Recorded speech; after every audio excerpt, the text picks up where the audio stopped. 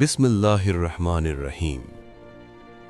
আজ থেকে হাজার হাজার বছর আগে নীল নদের তীরে গড়ে উঠেছিল এক সভ্যতা, যা জ্ঞান, শক্তি আর স্থাপত্যে ছিল অপ্রতিদ্বন্দ্বী। কিন্তু সেই সভ্যতার শাসক নিজেকে শুধু রাজা মনে করত না, সে নিজেকে মনে করত ঈশ্বর। ইতিহাস তাকে চেনে ফেরাউন নামে, আর ইসলাম তাকে চেনে এক চরম অহংকারী, এক জালেম শাসক, যার পরিণতি ছিল ভয়াবহ ধ্বংস। কিন্তু এই ফেরাউনের জন্ম কেমন ছিল? সে কি জন্ম থেকেই জালেম ছিল, নাকি ক্ষমতা আর অহংকার তাকে ধ্বংসের পথে নিয়ে গিয়েছিল? চলুন দেখি ইসলাম ও ইতিহাস কি বলে। ঐতিহাসিকভাবে ফেরাউন কোনো এক ব্যক্তির নাম নয়, এটি ছিল প্রাচীন মিশরের শাসকদের উপাধি। ইসলামিক দৃষ্টিকোণ থেকে কোরআনে ফেরওয়ান শব্দটি ব্যবহার করা হয়েছে এক নির্দিষ্ট শাসক ও তার শাসন ব্যবস্থার প্রতীক হিসেবে। আল্লাহ তাআলা কোরআনে বহুবার ফেরাউনের কথা উল্লেখ করেছেন, কারণ ফেরাউন ছিল অহংকারের চূড়ান্ত উদাহরণ। ফেরাউনের জন্মও ছিল রাজ পরিবারে। তার জন্মের সময় মানুষ বিশ্বাস করত এই শিশু একদিন শাসক হবে, আর শাসক মানেই দেবতার প্রতিনিধি। প্রাচীন মিশরীয়রা বিশ্বাস করত ফেরাউন সূর্য দেবতার সন্তান, তাই জন্মের পর থেকেই তাকে আলাদা মর্যাদা দেওয়া হতো। কিন্তু ইসলাম বলে সে ছিল একজন সাধারণ মানুষ, যাকে আল্লাহ পরীক্ষা করেছিলেন ক্ষমতা দিয়ে। ইতিহাস ও ইসলামিক বর্ণনা অনুযায়ী ফেরাউনের শাসনামলে এক ভয়ঙ্কর ভবিষ্যদ্বাণী ছড়িয়ে পড়ে। বলা হয়, বনি ইসরাইলের মধ্য থেকে একটা ছেলে সন্তান জন্ম নেবে, যে একদিন ফেরাউনের শাসন ধ্বংস করবে। এই ভবিষ্যদ্বাণী ফেরাউনকে ভীত করে তোলে। ফলে সে আদেশ দেয় বনি ইসরাইলের সব নবজাতক পুত্র সন্তানকে হত্যা করতে হবে। এখানেই ফেরাউন প্রকাশ করে তার প্রকৃত রূপ, এক নিষ্ঠুর, ভয়গ্রস্ত অত্যাচারী।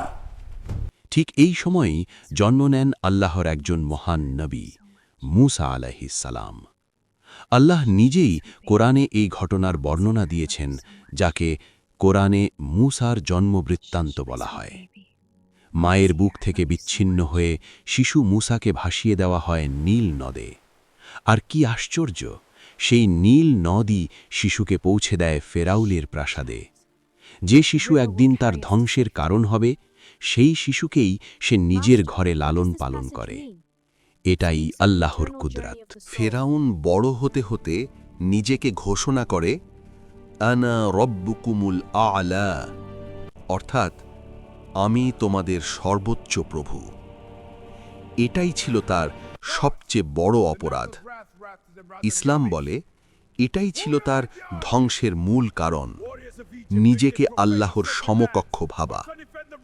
নবী মূসা আল্লাহর নির্দেশে ফেরাউনের কাছে যান, তাকে দাওয়াত দেন একমাত্র আল্লাহর ইবাদত করার। কিন্তু ফেরাউন তা প্রত্যাখ্যান করে। সে অলৌকিক নিদর্শন দেখেও অস্বীকার করে, কারণ তার হৃদয় অন্ধ হয়ে গিয়েছিল অহংকারে। অবশেষে আল্লাহর শাস্তি আসে। নীল নদ, যা ছিল ফেরাউনের গর্ব, সেটাই হয় তার কবর। সে ডুবে মরার সময় বলে, আমি বিশ্বাস করলাম, কিন্তু তখন অনেক দেরি হয়ে গেছে। আল্লাহ বলেন, আজ আমি তোমার দেহ সংরক্ষণ করব, যাতে ভবিষ্যতের মানুষ শিক্ষা নিতে পারে।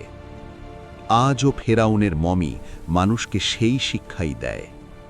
ফেরাউনের জন্ম হয়েছিল রাজপ্রাসাদে, কিন্তু তার মৃত্যু হয়েছিল লাঞ্ছনায়। ইসলাম আমাদের শিক্ষা দেয়, ক্ষমতা পরীক্ষা, সম্পদ পরীক্ষা, আর অহংকার ধ্বংস। ফেরাউন তার জন্মকে ভেবেছিল ঈশ্বরের আশীর্বাদ, কিন্তু বাস্তবে তা ছিল তার পরীক্ষার শুরু।